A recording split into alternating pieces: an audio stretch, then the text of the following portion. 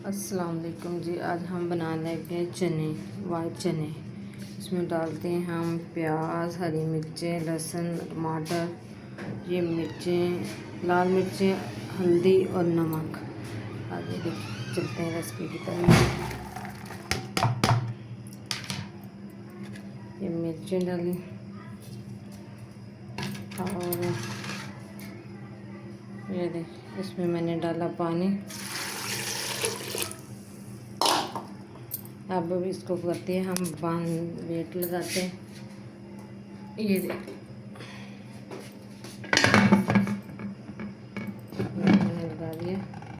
ये देखिए जी, चने मेरे कुकर वेट लग गया। अब मैं इसको करने लगी हूँ, ऐसे भून लेते। उसके बाद ये देखिए जी, हमारे चने तैयार हो गए। और मैं ये घी डालूँगी इसके अंदर। इसमें ज़रूरत ऑयल डालेंगे और ये देखिए मैंने इसके अंदर थोड़ा घी डाला। अब इसको मैं भूनूँगी।